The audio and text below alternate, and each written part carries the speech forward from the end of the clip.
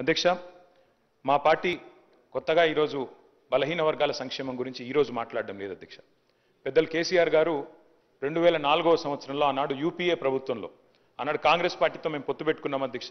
పొత్తు పెట్టుకున్న తర్వాత ఆ రోజు యూపీఏ ప్రభుత్వంలో భాగస్వామిగా కూడా దాదాపు సంవత్సరంన్నర కాలం మంత్రిగా కూడా కేంద్ర కేబినెట్ మంత్రిగా కూడా కేసీఆర్ గారు పనిచేసినారు.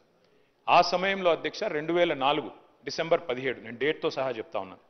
ఆ రోజు కేసీఆర్ గారు ఇక్కడ తెలంగాణ నుండి ఆనాడు ఆంధ్రప్రదేశ్ నుండి మన బలహీన వర్గాల సంక్షేమ నాయకులు ఎవరైతే ఉన్నారో బీసీ సంక్షేమ సంఘం జాతీయ అధ్యక్షుడిగా ఉన్న ఆర్ కృష్ణయ్య గారిని వారి ప్రతినిధి బృందం మొత్తాన్ని కూడా ఆ రోజు ప్రధానమంత్రి మన్మోహన్ సింగ్ గారికి ఫోన్ చేసి వారి కార్యాలయానికి ఫోన్ చేసి అపాయింట్మెంట్ తీసుకొని, సార్ బలహీన వర్గాల సంక్షేమం మీద మాట్లాడాలి, మీరు కొద్దిగా సమయం ఇవ్వండి, ఏదో మెమరాండం ఇచ్చి 5 నిమిషాల్లో పోవడానికి కాదు, మాకు కొద్దిగా సమయం కావాలి అంటే ప్రధానమంత్రి మన్మోహన్ సింగ్ గారు కూడా టైం ఇచ్చినారు అధ్యక్ష.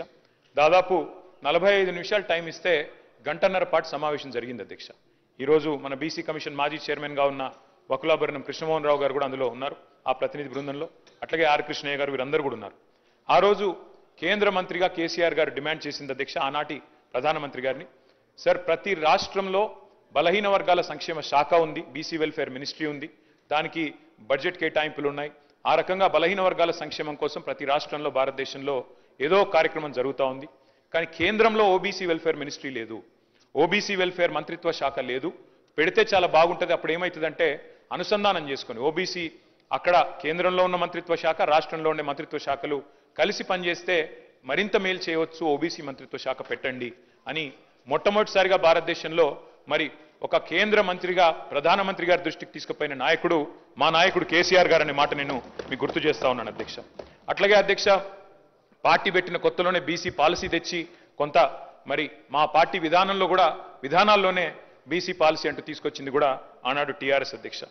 రాష్ట్రం ఏర్పడ్డది అధ్యక్ష, చాలా మంది పెద్దలు చెప్తా ఉంటారు, కేసీఆర్ గారి నాయకత్వంలో ప్రజా ఉద్యమం నిర్మాణం జరిగింది, అందులో అందరం కూడా పాల్గొన్నాం, ఈ హౌస్లో ఉన్న వాళ్ళలో కూడా చాలా మంది ఉన్నాం.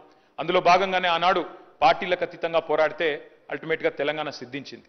తెలంగాణ వచ్చిన తర్వాత అధ్యక్ష 2014లో మొట్టమొదటిసారి ఇక్కడ శాసనసభ కొలువు తీరిన తర్వాత తమరు కూర్చున్న స్థానంలో అధ్యక్ష అక్కడ కూర్చున్నది సిరికొండ మధుసూనాచారి గారు, బలహీన వర్గాల బిడ్డ స్పీకర్గా. ఇక్కడ కౌన్సిల్లో శ్రీ కనకమామిడి స్వామి గౌడ్ గారు, అక్కడ చైర్మన్గా స్వామి గౌడ్ గారు, ఇక్కడ మొట్టమొదటి స్పీకర్గా మరి మధుసూనాచారి గారిని కూడా చేసుకున్నది ఆనాడు టీఆర్ఎస్ ప్రభుత్వం అధ్యక్ష.